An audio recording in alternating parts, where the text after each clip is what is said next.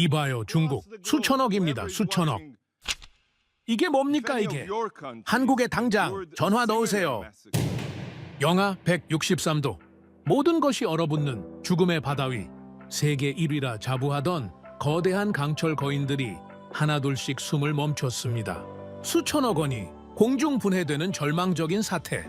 그 순간 전 세계 선주들이 중국 조선소에 들이민 건 계약 파기 통보가 아니었습니다. 그보다 더 잔인하고 더 치욕적인 요구 조건이 담긴 계약서였죠. 이 조건에 서명하지 않으면 당신들의 배는 그저 바다 위의 관짝일 뿐이다. 중국의 자존심을 짓밟고 전 세계 발주량 18척을 모조리 한국으로 돌려세운 결정적 한 문장. 미국조차 이것만큼은 한국이 아니면 안 된다며 애원하게 만든 금단의 기술. 대체 한국은 무엇을 쥐고 있길래 세계를 호령하던 중국을 하청 공장 취급하며 무릎 꿇린 걸까요? 전 세계가 인정한 유일한 구원투수, 한국. 대체 무슨 일이 벌어진 걸까요? 그 전에 잠깐 1초 만에 누를 수 있는 좋아요 버튼을 꾹 눌러주시면 영상 제작에 아주 큰 힘이 됩니다. 그럼 바로 시작하겠습니다. 둔탁한 소리가 선체를 뒤흔들었습니다. 경고등이 미친 듯이 깜빡였죠. 엔진실에서 비명이 들렸습니다. 저는 뛰었습니다. 계단을 내려가는 동안 머릿속엔 단 하나의 생각뿐이었죠. 예불, 제발 아니길. 하지만 이미 알고 있었습니다. 엔진이 죽었다는 걸요. 북대서양 한가운데서 구조대가 올 수 없는 거리에서. 저는 마르쿠스 슈타인호프입니다. 1968년 독일 함부르크에서 태어났고 기계공학을 전공한 뒤 해양 엔진 시스템 분야에서 22년간 일해왔죠. 대형 컨테이너선부터 LNG선, 벌크선까지 300척이 넘는 배의 기술 검토를 담당했습니다. 엔진 사고가 발생하면 제가 현장으로 불려갔고 보험사와 선주 사이에 분쟁이 생기면 제가 최종 판단을 내렸죠. 조선소와 엔진 제조사, 보험사와 선주 사이에서 마지막 서명을 하는 사람, 그게 바로 저였습니다. 사고가 나면 하루에 얼마가 사라지는지 아십니까? 대형 컨테이너선이 하루 멈추면 수십만 달러가 증발합니다. 이 배의 경우 하루에 약 25만 달러, 한화로 환산하면 3억 원이 넘는 돈이 공중으로 사라지는 거죠. 화물지연, 계약 위반, 위약금, 숫자는 눈덩이처럼 불어납니다. 저는 그걸 너무 잘 알고 있었습니다. 그래서 더 무서웠어요. 북유럽에서 지중해로 향하던 그날 밤 엔진이 멈췄을 때 저는 계산부터 했습니다. 그리고 깨달았죠. 이건 단순한 사고가 아니라 파산의 시작이라는 걸요. 지금 와서 생각하면 모든 건 그날 밤부터 시작됐습니다. 북유럽에서 지중해로 가는 항로 새벽 2시쯤이었죠. 갑자기 출력이 떨어지기 시작했습니다. 경고등이 켜지고 시스템이 하나씩 꺼졌죠. 저는 22년간 이 바다에서 일해왔습니다. 300척이 넘는 배를 검토했어요. 하지만 그 순간만큼은 아무것도 할 수 없었습니다. 엔진실 문을 열었을 때 열기가 확 밀려왔습니다. 기름 냄새가 코를 찔렀고 금속이 타들어가는 듯한 쇳내가 공기 중에 가득했죠. 수석 기술자 한스가 계기판 앞에서 미친 듯이 버튼을 누르고 있었고 젊은 기술자 프리츠는 공구를 든 차에 어쩔 줄 몰라 하고 있었습니다. 한스가 저를 보더니 달려왔습니다. 슈타인호프 씨, 큰일 났습니다. 출력이 완전히 바닥을 쳤어요. 30분 전부터 수치가 흔들리길래 지켜보고 있었는데 갑자기 10분 전에 경고등이 전부 켜지면서 이렇게 됐습니다. 10분 만에요? 10분 만에 이 지경이 됐다는 겁니까? 저도 믿기지 않습니다. 15년 동안 이 바다에서 별별 고장을 다 봤지만 이렇게 급격하게 무너지는 건 처음입니다. 저는 계기판으로 다가가서 수치들을 하나하나 확인했습니다. 출력 게이지는 바닥을 찍고 있었고 온도계는 위험구역을 훌쩍 넘어서 빨간색 영역에서 바늘이 미친 듯이 떨리고 있었죠. 압력 수치도 급격하게 하락하고 있었습니다. 이건 부품 하나가 고장난 수준이 아니었어요. 시스템 전체가 안쪽부터 무너져 내리고 있다는 신호였습니다. 프리츠가 떨리는 목소리로 다가왔습니다. 슈타인호프 씨, 솔직하게 말씀해 주십시오.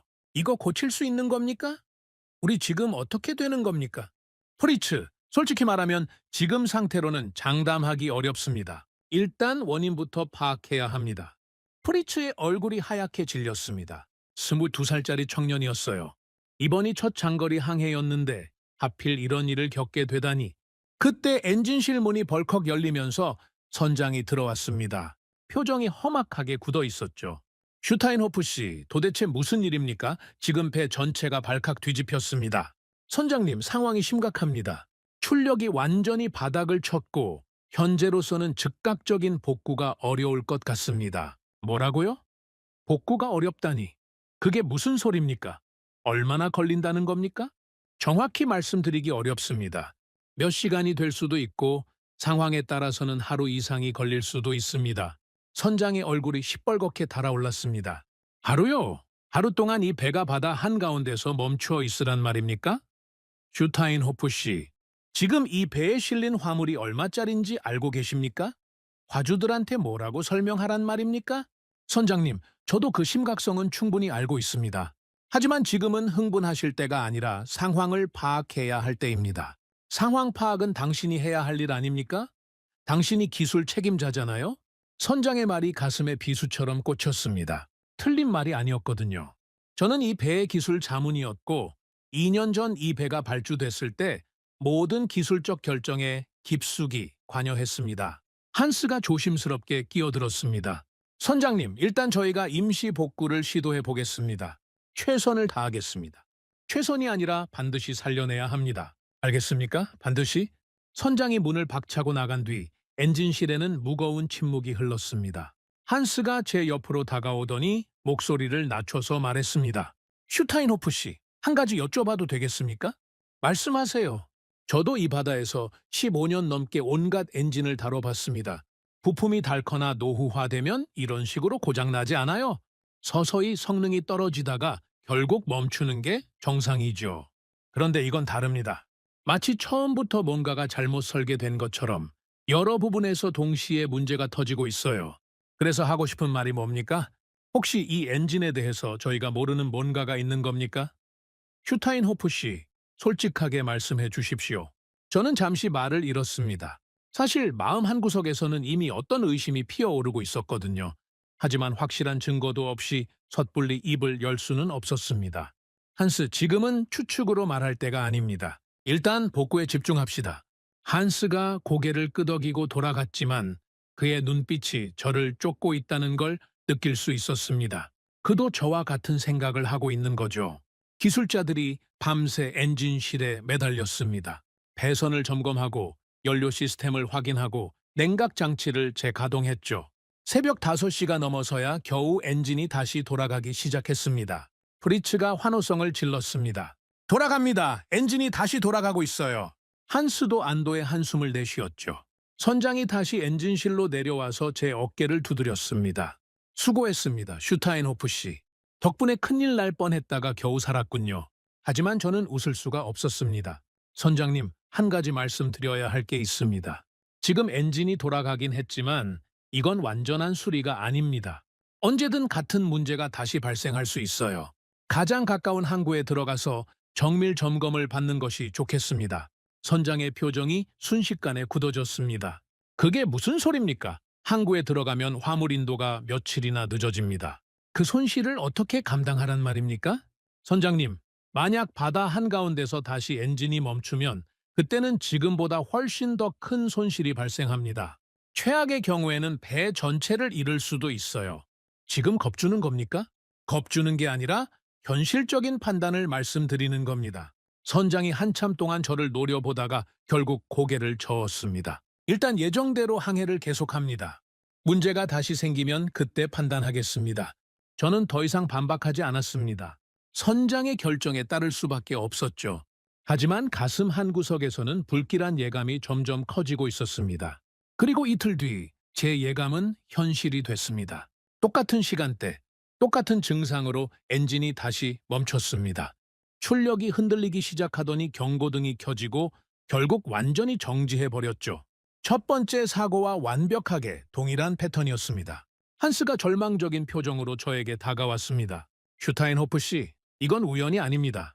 똑같은 고장이 똑같은 방식으로 반복되고 있어요. 도대체 이 엔진이 뭐가 문제인 겁니까? 한스, 같은 고장이 2번 일어나면 그건 우연이 아닙니다. 구조적인 문제예요. 이 엔진은 처음부터 뭔가가 근본적으로 잘못되어 있었던 겁니다. 프리츠가 울먹이는 목소리로 물었습니다. 그러면 우리 어떻게 되는 겁니까? 이대로 바다 위에서 표류하는 겁니까? 저는 대답하지 못했습니다. 사실 저도 두려웠거든요. 본사에서 연락이 왔고 선장이 무전으로 상황을 보고했습니다. 그 뒤에 보험사에서도 전화가 왔죠. 상대방의 목소리는 얼음장처럼 차가웠습니다. 슈타인호프 씨, 한 가지만 여쭙겠습니다. 왜 이런 배를 선택하셨습니까? 중국산 엔진의 문제점에 대해서는 업계에서 이미 여러 차례 이야기가 나왔는데 왜 굳이 그 선택을 하신 겁니까? 저는 대답하지 못했습니다. 무슨 말을 해야 할지 알 수 없었거든요. 슈타인호프 씨, 거기 계십니까? 네, 있습니다. 대답해 주시죠. 왜 이런 배를 선택하셨습니까? 그때는 가장 합리적인 선택이라고 판단했습니다. 전화가 끊어진 뒤에도 한참 동안 멍하니 앉아 있었습니다. 머릿속이 온통 후회와 분노, 자책으로 뒤범벅이 되어 있었죠. 그때였습니다. 이상하게도 불현듯 한 단어가 머릿속에 떠올랐습니다. 한국. 몇 년 전 해양장비 국제 전시회에서 동료가 했던 말이 문득 떠올랐어요. 슈타인호프, 저기 한국 부스 봤어? 엔진 기술이 상당하더군. 엔진만큼은 한국이 다르다던데 그때 저는 뭐라고 대답했을까요? 한국? 조선은 잘하지. 배 만드는 건 인정해. 하지만 엔진은 아직 유럽이나 일본이 앞서 있지 않나? 한국은 빠르긴 한데 위험한 바다에서 검증된 적이 있나? 그렇게 말하고 흘려버렸습니다. 그런데 지금 제가 선택한 배가 북대서양 한가운데서 두 번이나 멈춰버린 이 순간에 왜 하필 그 말이 떠오른 걸까요? 왜 하필 한국이라는 이름이 머릿속을 맴도는 걸까요? 아직은 확신이 없었습니다. 하지만 이상하게도 그 단어가 떠나질 않았어요. 한국. 그때는 믿지 않았습니다. 아직은요. 왜 중국을 선택했느냐고요? 그 질문을 받을 때마다 저는 같은 대답을 했습니다. 그때는 가장 합리적인 선택이었다고요. 도박이 아니었습니다. 계산이었어요. 냉정하고 철저한 계산. 그런데 지금 와서 생각하면 그 계산이 저를 이 자리까지 끌고 온 겁니다. 2년 전으로 돌아가 보겠습니다.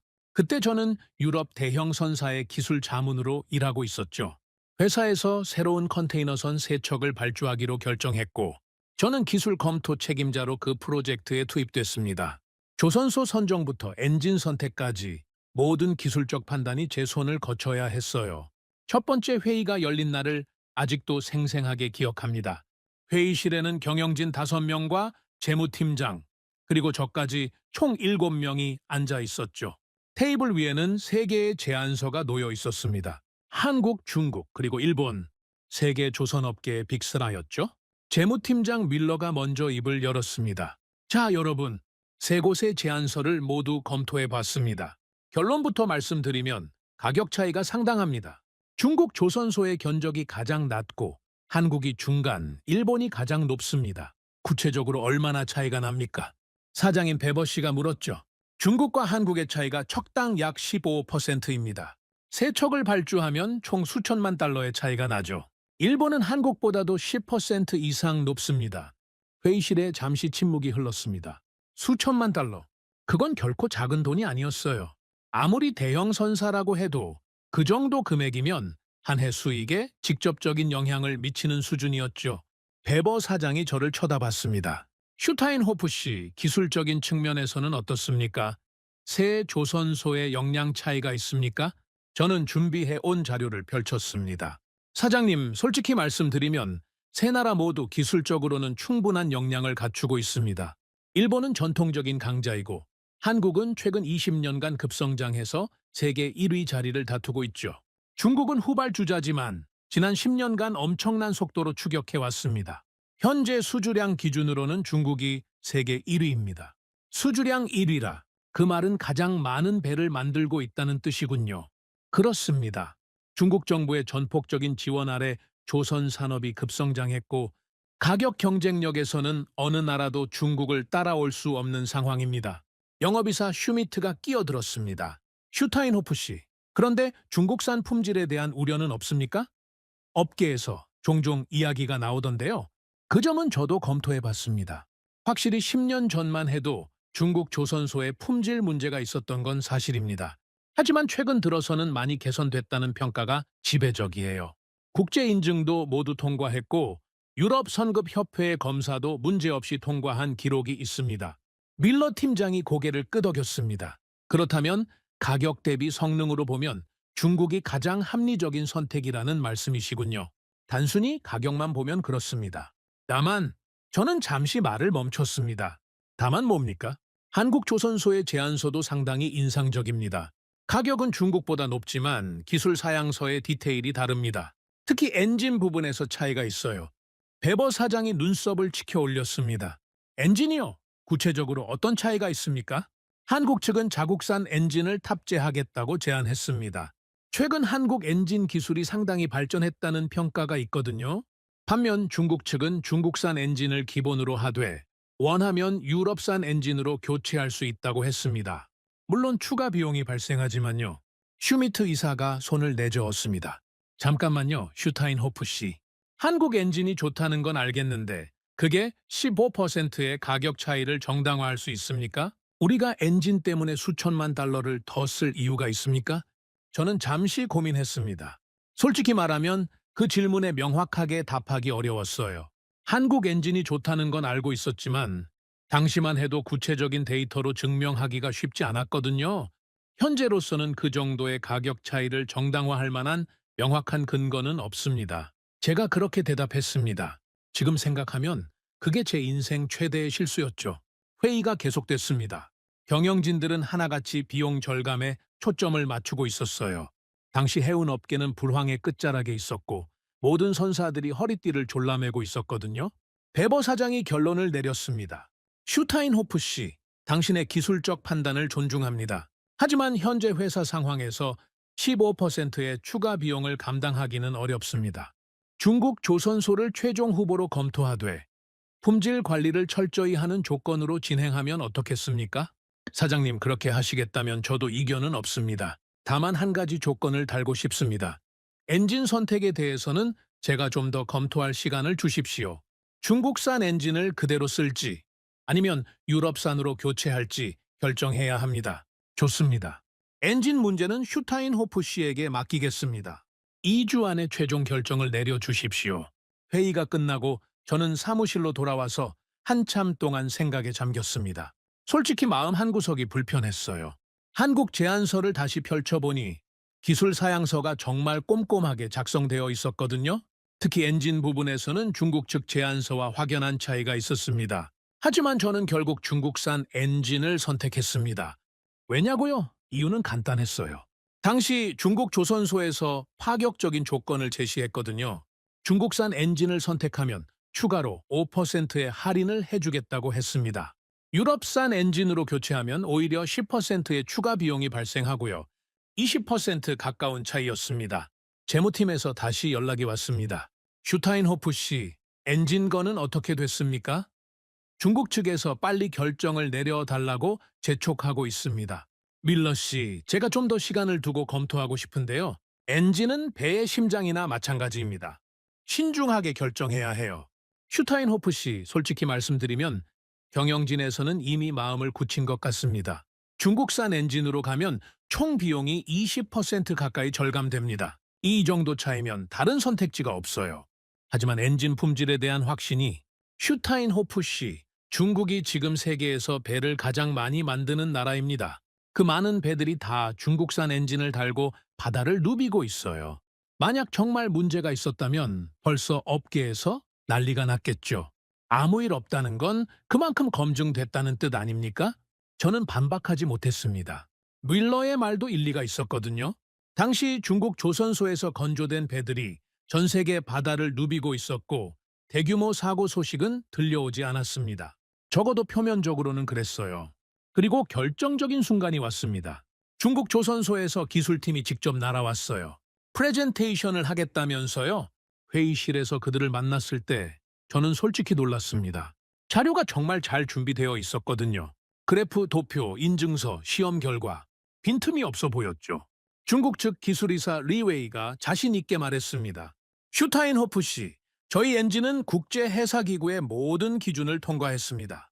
친환경 규제도 만족하고 연비 효율도 유럽산과 대등한 수준입니다. 가격은 훨씬 저렴하고요. 무엇을 더 원하십니까? 리 이사님, 실제 운항 데이터는 있습니까? 장거리 항해에서의 성능 기록 말입니다. 물론 있습니다. 여기 보시면 지난 3년간 저희 엔진을 탑재한 선박 200여 척의 운항 기록입니다.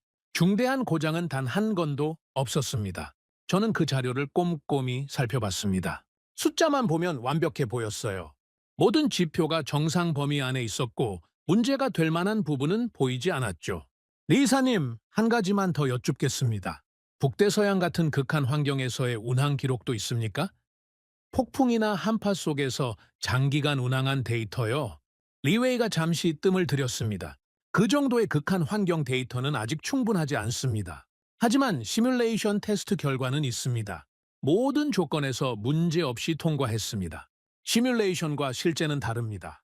저는 그걸 알고 있었어요. 하지만 그때 밀러가 옆에서 제 팔꿈치를 쿡 찔렀습니다. 눈빛이 말하고 있었죠. 더 이상 까다롭게 굴지 마라. 결국 저는 승인서에 서명했습니다. 마르쿠스 슈타인호프 기술 자문. 그 서명이 모든 것의 시작이었죠. 지금 와서 생각하면 모든 게 너무 매끄러웠습니다. 가격도 좋고 납기도 빠르고 서류도 완벽하고 너무 쉬운 결정은 항상 의심했어야 했어요. 하지만 그때 저는 숫자만 보고 있었습니다. 냉정하고 합리적이라고 믿었던 그 숫자들이 결국 저를 북대서양 한가운데서 멈춰 세운 겁니다. 그때의 확신이 지금의 저를 가장 괴롭힙니다. 만약 그때 한국을 선택했다면 어땠을까? 15%의 추가 비용을 감당했다면 어땠을까? 하지만 이미 지나간 일이었죠. 저는 중국을 선택했고 그 선택의 대가를 북대서양 한가운데서 치르고 있었습니다. 문제는 선택이 아니었어요. 제가 보지 못한 부분이 문제였습니다. 숫자 뒤에 숨겨진 진실, 서류로는 확인할 수 없는 현실, 그걸 놓쳤던 겁니다. 그리고 그 대가는 생각보다 훨씬 컸습니다.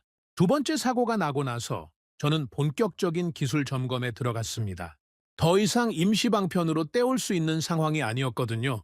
같은 고장이 같은 방식으로 2번 반복됐다는 건 이게 단순한 부품 문제가 아니라 구조적인 결함이라는 뜻이었습니다. 배가 겨우 가까운 항구에 입항했을 때 저는 한스와 함께 선체부터 꼼꼼하게 살펴봤습니다. 혹시 선체 구조에 문제가 있어서 엔진에 과부하가 걸린 건 아닌지, 용접 부위에 균열이 생긴 건 아닌지 모든 가능성을 열어두고 조사했죠. 한스가 선체 외벽을 두드리며 말했습니다. 슈타인호프 씨, 선체는 이상이 없습니다. 용접 상태도 양호하고 구조적인 변형도 발견되지 않았어요. 중국 조선소가 배를 못 만드는 건 아닌 것 같습니다. 그렇다면 문제는 선체가 아니라는 거군요.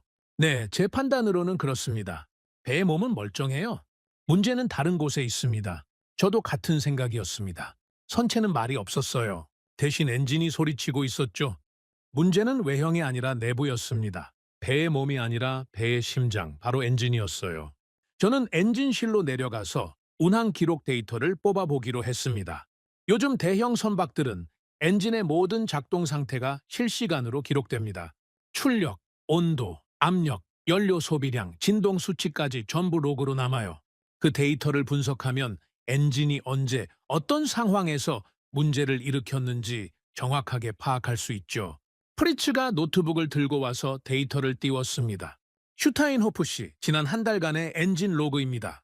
제가 봐도 뭔가 이상한 부분이 있는 것 같은데 정확히 뭐가 문제인지는 모르겠습니다. 저는 화면을 자세히 들여다봤습니다. 처음에는 별다른 이상이 보이지 않았어요. 출력 수치도 정상 범위 안에 있었고 온도나 압력도 크게 벗어나지 않았죠.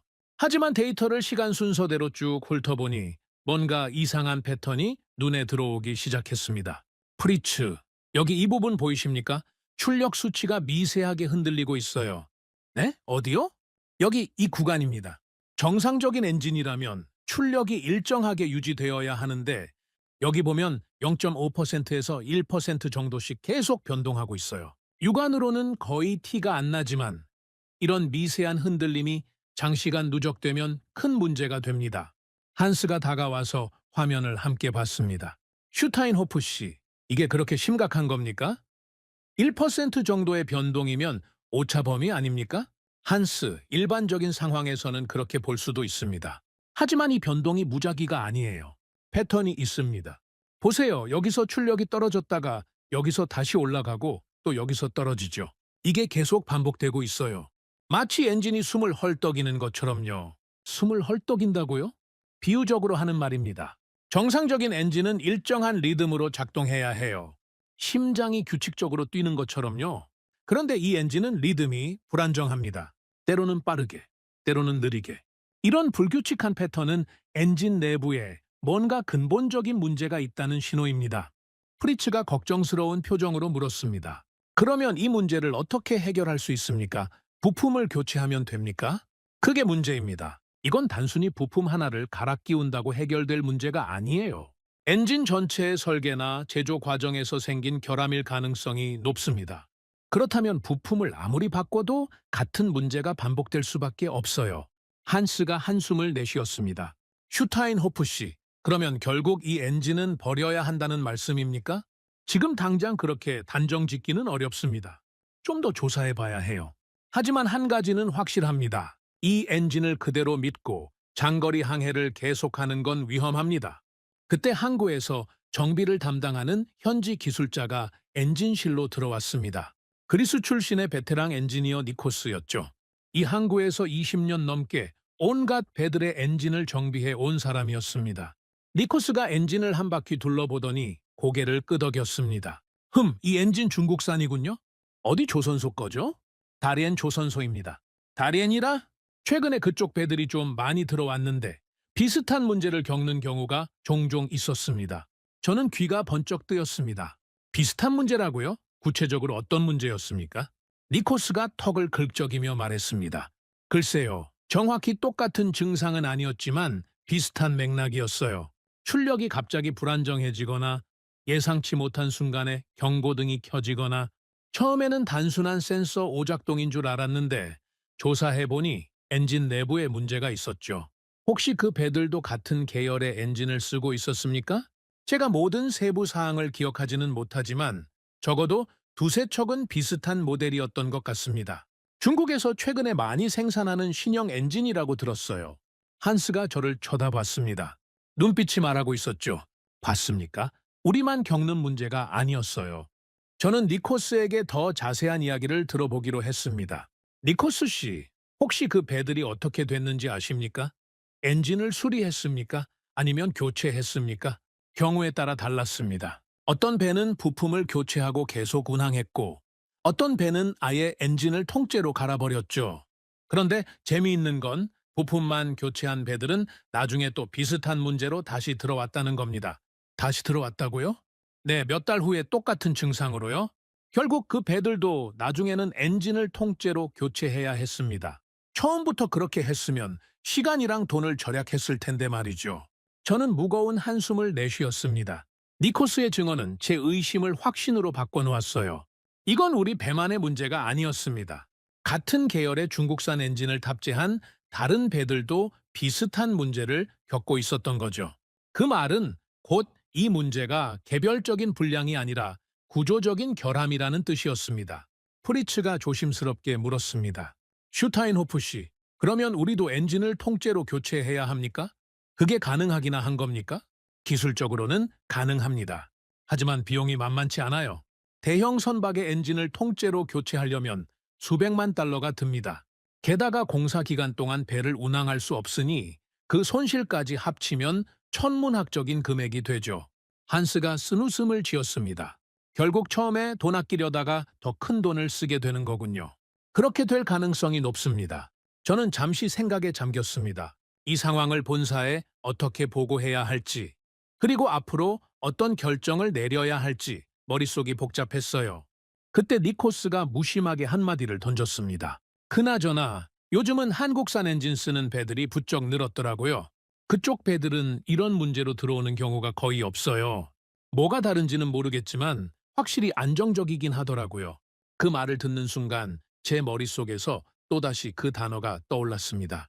한국. 니코스 씨, 한국산 엔진이 그렇게 다릅니까? 구체적으로 어떤 점에서요? 글쎄요, 저도 엔지니어가 아니라서 기술적인 건 잘 모릅니다. 하지만 경험적으로 말씀드리면 한국산 엔진 단 배들은 정비하러 들어와도 대부분 정기 점검 수준이에요. 응급수리로 들어오는 경우는 거의 못 봤습니다. 반면 중국산 엔진은 직접 보신 대로죠. 한스가 저에게 물었습니다. 슈타인호프 씨, 혹시 처음에 한국 조선소 제안서도 검토하셨습니까? 했습니다. 그때 한국 측은 어떤 엔진을 제안했습니까? 자국산 엔진이었습니다. 한국에서 직접 개발하고 생산하는 엔진이었죠. 그런데 왜 그걸 선택하지 않으셨습니까? 그 질문에 저는 한동안 대답하지 못했습니다. 왜냐하면 그 이유가 너무나 초라해 보였거든요. 가격. 그게 전부였습니다. 15%의 가격 차이. 그걸 아끼려다가 지금 이 꼴이 난 거죠. 한스, 솔직히 말하면 가격 때문이었습니다. 당시에는 그게 가장 합리적인 선택이라고 생각했어요. 중국산이 더 저렴했고 서류상으로는 품질에 문제가 없어 보였으니까요. 서류상으로는요. 하지만 현실은 달랐군요. 그렇습니다. 저도 이제야 그걸 깨달았습니다. 저는 엔진실을 나와 갑판으로 올라갔습니다. 바다를 바라보며 한참을 생각에 잠겼죠. 배는 몸이고 엔진은 심장입니다. 아무리 몸이 튼튼해도 심장이 약하면 오래 버틸 수 없어요. 저는 배의 몸만 보고 심장을 보지 못했던 겁니다. 그리고 한 가지 더 깨달은 게 있었습니다. 심장에도 국적이 있다는 걸요. 어디서 만들어졌느냐, 어떤 기술로 만들어졌느냐, 그게 결국 심장의 품질을 결정합니다.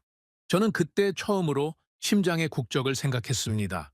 며칠 뒤 본사에서 긴급회의가 소집됐습니다. 화상회의로 진행됐는데 화면 저편에는 베버 사장과 경영진들이 앉아 있었죠. 표정들이 하나같이 굳어 있었습니다. 베버 사장이 먼저 입을 열었습니다. 슈타인호프 씨, 현재 상황을 보고해 주십시오. 엔진 문제의 원인이 파악됐습니까? 사장님, 조사 결과를 말씀드리겠습니다. 선체에는 아무런 문제가 없었습니다. 문제는 엔진에 있습니다. 운항 데이터를 분석해 본 결과 엔진 출력에 불안정한 패턴이 발견됐고 이는 엔진 내부의 구조적 결함을 시사합니다. 구조적 결함이라고요? 그게 무슨 뜻입니까? 단순히 부품 하나가 고장난 게 아니라 엔진의 설계나 제조 과정에서 근본적인 문제가 있었다는 뜻입니다. 이 경우 부품을 교체해도 같은 문제가 반복될 가능성이 높습니다. 회의실에 무거운 침묵이 흘렀습니다. 밀러 재무팀장이 물었습니다. 슈타인호프 씨, 그러면 해결책은 뭡니까? 어떻게 해야 합니까? 두 가지 선택지가 있습니다. 첫 번째는 현재 엔진을 그대로 유지하면서 정기적으로 정밀 점검을 하는 겁니다. 하지만 이 경우 언제 또 같은 문제가 발생할지 모르고 그때마다 운항이 중단될 위험이 있습니다. 두 번째는요, 엔진을 통째로 교체하는 겁니다. 비용이 많이 들지만 근본적인 해결책은 이것뿐입니다. 베버 사장의 얼굴이 시뻘겋게 달아올랐습니다. 엔진을 통째로 교체하라고요? 슈타인호프 씨, 그 비용이 얼마나 드는지 알고 하는 말입니까? 우리가 처음에 중국을 선택한 게 비용을 절감하려고 그랬던 건데 이제 와서 엔진을 교체하라니 그게 말이 됩니까? 사장님, 저도 이 상황이 안타깝습니다. 하지만 현실을 직시해야 합니다. 이 엔진을 그대로 쓰면서 장거리 항해를 계속하는 건 도박입니다. 운이 좋으면 괜찮겠지만 운이 나쁘면 배 전체를 잃을 수도 있습니다. 슈미트 이사가 끼어들었습니다. 슈타인호프 씨, 만약 엔진을 교체한다면 어떤 엔진으로 교체해야 합니까? 같은 중국산으로요? 아닙니다. 같은 중국산으로 교체하면 같은 문제가 반복될 수 있습니다. 다른 선택지를 고려해야 합니다. 그러면 어떤 선택지가 있습니까? 저는 잠시 숨을 고른 뒤 대답했습니다. 한국산 엔진을 검토해 볼 것을 권장합니다. 회의실이 술렁거렸습니다. 베버 사장이 눈을 가늘게 떴습니다. 한국이요? 슈타인호프 씨, 2년 전에 당신이 직접 한국을 배제하자고 했던 거 기억 안 납니까?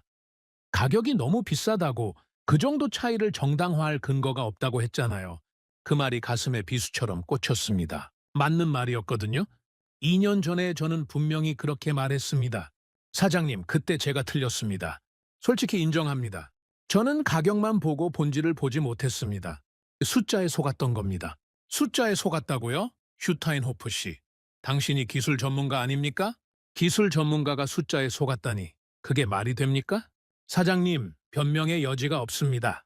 하지만 지금 중요한 건 과거의 잘못을 탓하는 게 아니라 앞으로 어떻게 할 것인가입니다. 저는 한국산 엔진이 현재로서는 가장 안전한 선택이라고 판단합니다. 회의는 결론 없이 끝났습니다. 경영진은 추가 검토가 필요하다며 결정을 미뤘죠. 하지만 저는 알고 있었습니다. 아직 인정하기 싫었지만 한국이라는 단어가 이제 제 머릿속을 떠나지 않을 거라는 걸요. 항구에 머무는 동안 저는 업계 사람들을 만나기 시작했습니다. 같은 항로를 운항하는 다른 선사의 기술자들, 오랫동안 알고 지낸 엔지니어들, 그리고 각국 조선소와 거래해본 경험이 있는 컨설턴트들, 가능한 한 많은 사람들의 이야기를 듣고 싶었어요. 제가 겪은 일이 정말 예외적인 불운이었는지 아니면 더 큰 문제의 일부였는지 확인하고 싶었거든요. 첫 번째로 만난 사람은 노르웨이 선사에서 일하는 기술 책임자 에릭이었습니다. 저와 비슷한 또래의 베테랑이었고 업계에서 꽤 신망이 두터운 사람이었죠. 항구 근처의 작은 카페에서 만났는데 제가 사정을 설명하자 그가 고개를 끄덕이며 말했습니다. 슈타인호프, 자네만 그런 게 아니야. 나도 비슷한 이야기를 여러 번 들었어. 정말인가? 어떤 이야기를 들었는데? 중국산 엔진 문제 말이야. 공식적으로는 아무도 말 안 하지만 업계 안에서는 다들 알고 있어.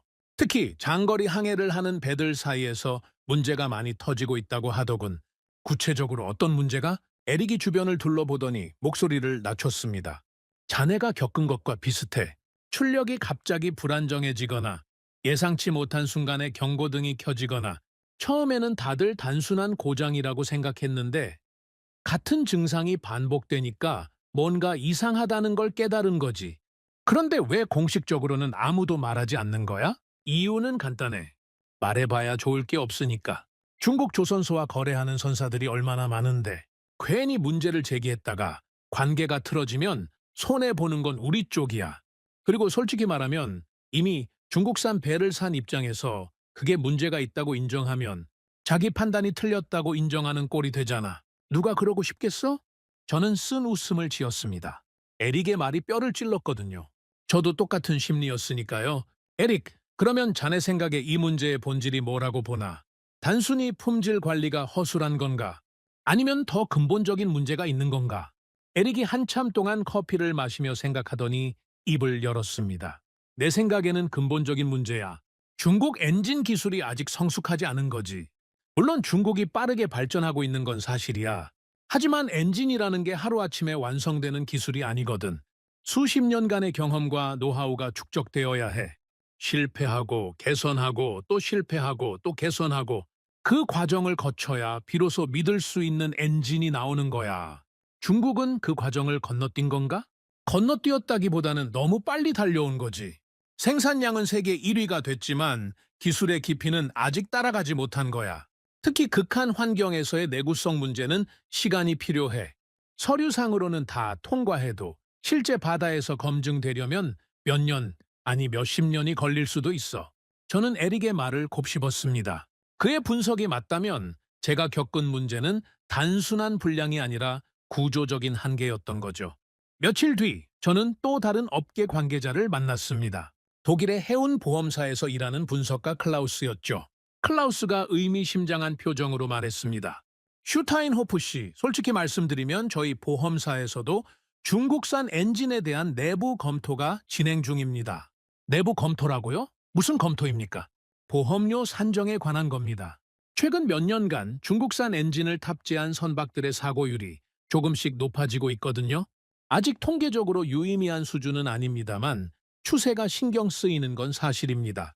그러면 앞으로 중국산 엔진을 쓴 배에는 보험료가 올라갈 수도 있다는 뜻입니까? 가능성은 있습니다. 반대로 한국산이나 유럽산 엔진을 쓴 배들은 보험료가 유지되거나 오히려 낮아질 수도 있고요. 한국산 엔진은 그만큼 신뢰도가 높다는 뜻입니까? 데이터가 그렇게 말하고 있습니다. 숫자는 거짓말을 하지 않거든요. 같은 조건에서 운항했을 때 어떤 엔진이 더 안정적인지는 사고 기록을 보면 알 수 있습니다. 저는 클라우스에게 좀 더 구체적인 이야기를 들어보기로 했습니다. 클라우스 씨, 혹시 최근에 중국산 엔진 관련해서 큰 사고가 있었습니까? 클라우스가 잠시 망설이더니 조심스럽게 입을 열었습니다. 공식적으로 말씀드리기는 어렵습니다만 비공식적으로 몇 가지 사례가 있었습니다. 특히 LNG선 쪽에서 문제가 좀 있었어요. 연료 시스템 관련 문제였는데 중국산 엔진 중 일부가 극한 조건에서 문제를 일으켰다는 보고가 있었습니다. 연쇄적인 고장이었습니까? 그렇다고 들었습니다. 한 척에서 문제가 터지고 비슷한 시기에 다른 척에서도 비슷한 문제가 터지고 처음에는 우연의 일치라고 생각했는데 세 번째, 네 번째 사례가 나오니까 우연이 아니라는 게 분명해졌죠. 그런데 왜 뉴스에는 안 나옵니까? 클라우스가 쓴웃음을 지었습니다. 슈타인호프 씨, 이 업계가 어떻게 돌아가는지 아시잖아요? 선사들은 자기네 배에 문제가 있다는 걸 공개하고 싶어 하지 않습니다. 문제가 터지면 조용히 합의하고 보상하고 덮어버리는 게 관행이에요. 언론에 나가봐야 서로 손해니까요. 그러니까 모두 알고 있지만 아무도 말하지 않는다는 거군요. 정확합니다. 공식적으로는 아무 문제 없다고 하지만 비공식적으로는 다들 알고 있어요. 중국산 엔진은 아직 위험하다는 걸요. 저는 무거운 마음으로 클라우스와 헤어졌습니다. 그가 들려준 이야기들이 머릿속에서 떠나지 않았어요.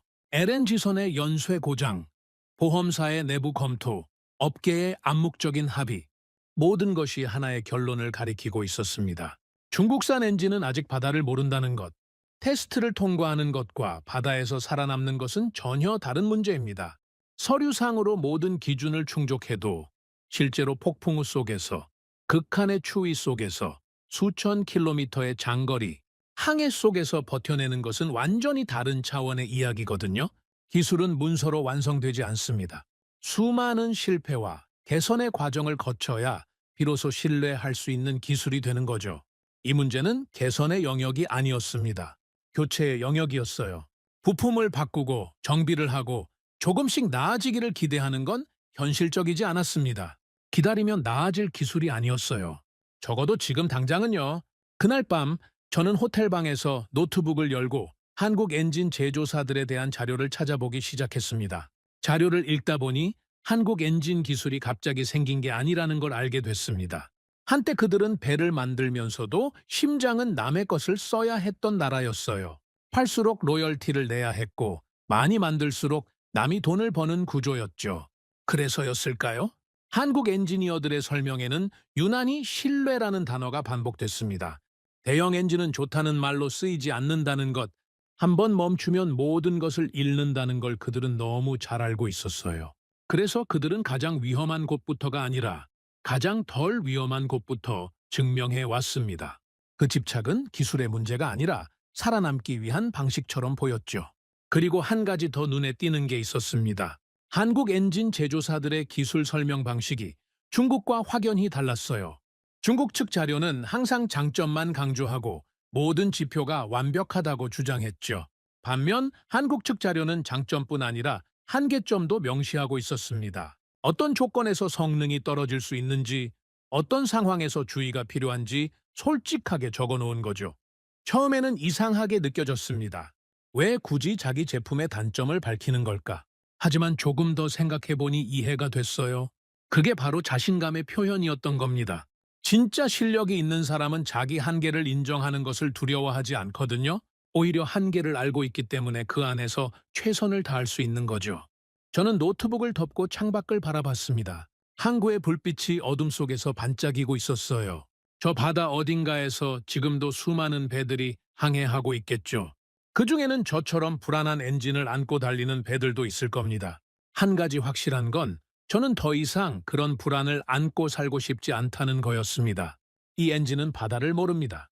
시험장에서는 잘 달릴 수 있어도 진짜 바다에서는 버텨내지 못해요. 저는 그걸 2번의 사고로 직접 확인했습니다. 이제 결정을 내려야 할 때였습니다. 더 이상 미룰 수 없었어요. 엔진을 교체하기로 마음먹은 뒤 저는 본격적으로 대안을 찾기 시작했습니다. 중국산이 안 된다면 다른 선택지가 있어야 하잖아요. 처음에는 유럽산 엔진을 검토해봤습니다. 독일, 핀란드, 덴마크. 전통적으로 해양 엔진 기술의 강자들이었죠. 품질은 의심할 여지가 없었습니다. 하지만 문제는 다른 곳에 있었어요. 독일의 엔진 제조사에 연락을 취했을 때 담당자가 이렇게 말했습니다. 슈타인호프 씨, 저희 제품에 관심을 가져주셔서 감사합니다. 다만 현재 생산 일정이 꽉 차 있어서 최소 14개월은 대기하셔야 합니다. 14개월이요? 그렇게 오래 걸립니까? 네, 최근 주문이 많이 밀려 있습니다. 친환경 규제가 강화되면서 엔진 교체 수요가 급증했거든요. 저희도 생산 능력을 늘리고 있지만 당장은 어려운 상황입니다. 14개월. 그 시간 동안 저 배를 어떻게 하란 말입니까? 운항을 중단하고 1년 넘게 기다리라는 건 사실상 불가능한 얘기였습니다. 핀란드 쪽도 상황은 비슷했습니다. 담당자와 통화했을 때 그가 말했죠. 납기는 12개월 정도 소요됩니다. 그리고 가격이 문제가 될 수 있습니다. 현재 원자재 가격이 많이 올라서 2년 전 견적보다 30% 이상 높아졌거든요. 30%요? 네, 유감스럽지만 그렇습니다. 그리고 설치 비용과 기술 지원 비용을 합치면 총 비용은 더 올라갈 겁니다. 저는 한숨을 쉬었습니다. 납기도 문제, 가격도 문제. 유럽산 엔진은 품질은 좋지만 현실적으로 접근하기가 어려웠어요. 일본 쪽도 알아봤습니다. 일본은 전통적으로 해양 엔진 기술에서 강점이 있었고 품질에 대한 신뢰도도 높았죠. 하지만 일본 제조사의 대답도 크게 다르지 않았습니다. 슈타인호프 씨, 저희 엔진을 검토해 주셔서 감사합니다. 하지만 현재 저희는 주로 일본 국내 선사들과 장기 계약을 맺고 있어서 해외 신규 고객에게는 우선순위를 드리기 어렵습니다. 납기가 최소 18개월은 예상됩니다. 18개월이요? 그건 너무 깁니다. 유감입니다만 그게 저희가 드릴 수 있는 최선입니다. 전화를 끊고 나서 저는 한참 동안 멍하니 앉아 있었습니다. 선택지가 생각보다 많지 않았어요. 아니, 솔직히 말하면 거의 없었습니다. 유럽은 너무 오래 걸리고 일본은 문이 닫혀 있고 중국은 이미 믿을 수 없다는 걸 확인했고 그러면 대체 어디로 가야 한단 말입니까? 그때 보험사에서 연락이 왔습니다. 클라우스가 아니라 다른 담당자였는데 계약 조건 변경에 대해 논의하고 싶다고 했죠. 슈타인호프 씨, 최근 귀사 선박에서 발생한 사고에 대해 저희 내부적으로 검토가 진행됐습니다. 그 결과 보험 조건에 일부 변경이 필요하다는 결론이 나왔습니다. 변경이라니요? 어떤 변경입니까? 현재 탑재된 엔진을 그대로 유지하실 경우 보험료가 인상될 예정입니다. 구체적인 수치는 추후 협의하겠지만 상당한 폭의 인상이 될 것으로 보입니다. 상당한 폭이라면 대략 어느 정도를 말씀하시는 겁니까? 최소 25% 이상입니다. 25%. 대형 선박의 보험료가 25% 오르면 그게 얼마인지 아십니까? 연간 수십만 달러가 추가로 나가는 겁니다. 그걸 감당하면서 운항을 계속할 수 있을 리가 없었죠. 그러면 방법이 없습니까? 보험료를 유지할 수 있는 조건이 있습니까? 담당자가 잠시 뜸을 들이더니 말했습니다. 한 가지 방법이 있긴 합니다. 엔진을 교체하시면 됩니다. 저희가 인정하는 등급의 엔진으로 교체하시면 보험료를 현행 수준으로 유지하거나 오히려 낮출 수도 있습니다. 저희가 인정하는 등급이라면 구체적으로 어떤 엔진을 말씀하시는 겁니까? 유럽산이나 일본산이 기본이고요. 최근에는 한국산 엔진도 동등한 등급으로 인정하고 있습니다. 특히 한국의 경우 최근 몇 년간 사고율이 매우 낮아서 저희 내부 평가에서 높은 점수를 받고 있습니다. 한국, 또 그 이름이었습니다. 한국산 엔진이 그 정도로 신뢰를 받고 있습니까? 데이터가 그렇게 말하고 있습니다. 슈타인호프 씨. 저희는 감정이 아니라 숫자로 판단하거든요. 그리고 숫자는 분명합니다. 전화를 끊고 나서 저는 보험사에서 보내온 문서들을 다시 꼼꼼히 살펴봤습니다. 그런데 읽다 보니 이상한 점을 발견했어요. 문서 곳곳에 특정 국가의 이름이 반복적으로 등장하고 있었거든요. 한국, 권장 엔진 목록에도 사고율 비교 자료에도 기술, 신뢰도 평가에서도 한국이라는 이름이 계속 눈에 들어왔습니다. 왜 이 이름만 계속 보이는 걸까? 저는 스스로에게 물었습니다. 며칠 뒤 옛 동료에게서 연락이 왔습니다. 덴마크 선사에서 기술이사로 일하는 라스무센이었죠. 그와는 10년 넘게 알고 지낸 사이였는데 우연히 제가 겪은 일을 듣고 연락을 해온 거였습니다. 슈타인호프, 자네 소식 들었네. 엔진 때문에 고생이 많다면서. 라스무센 반갑네. 그래, 솔직히 말하면 지금 머리가 아프네. 대안을 찾고 있는데 쉽지가 않아. 내가 왜 전화했는지 알겠나? 사실 우리도 비슷한 일을 겪었거든. 뭐라고? 자네네도? 그래. 3년 전에 우리 회사에서 발주한 바해 중에 중국 조선소에서 건조한 게 두 척 있었어. 처음에는 괜찮았는데 1년쯤 지나니까 문제가 터지기 시작하더군.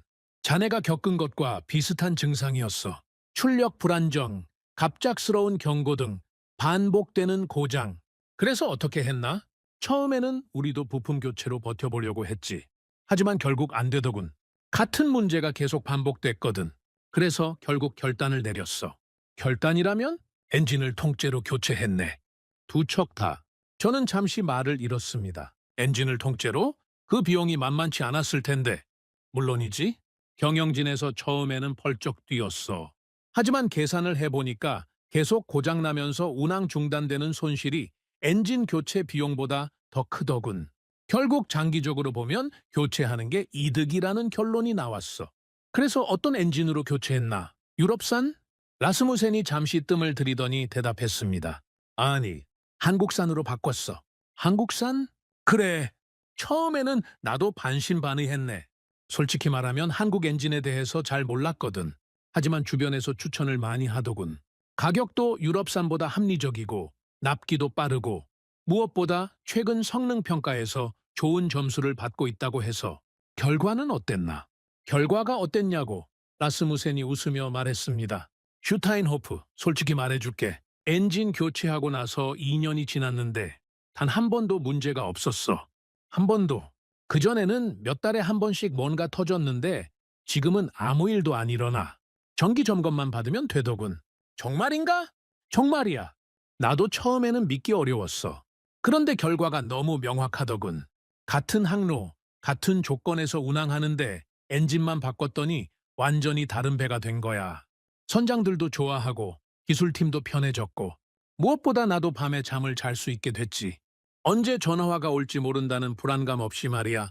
저는 한참 동안 아무 말도 하지 못했습니다. 라스무센의 이야기가 머릿속에서 맴돌았어요. 엔진만 바꿨더니 완전히 다른 배가 됐다. 2년 동안 단 한 번도 문제가 없었다. 그게 가능한 일입니까? 라스무센, 한 가지만 더 물어보겠네. 한국산 엔진으로 결정하기 전에 다른 선택지는 검토 안 해봤나? 유럽산이나 일본산 말이야. 물론 해봤지. 하지만 자네도 알다시피 유럽은 납기가 너무 길고 가격도 비싸. 일본은 문이 잘 안 열리고 현실적으로 선택할 수 있는 옵션이 한국밖에 없었어. 처음에는 어쩔 수 없이 선택한 거였는데 결과적으로는 최선의 선택이 됐지. 어쩔 수 없이 선택했는데 최선이 됐다. 그래, 인생이 그런 거 아니겠나? 가끔은 돌아가는 길이 가장 빠른 길이 되기도 하지. 전화를 끊고 나서 저는 오랫동안 생각에 잠겼습니다. 라스무센의 경험담이 계속 머릿속을 맴돌았어요. 그리고 문득 몇 년 전 일이 떠올랐습니다. 해양장비 국제전시회에 갔을 때였죠. 각국의 조선소와 엔진 제조사들이 부스를 차리고 자사 제품을 홍보하고 있었습니다. 저는 여러 부스를 돌아다니며 정보를 수집했는데 그때 한국 부스 앞을 지나친 적이 있었어요.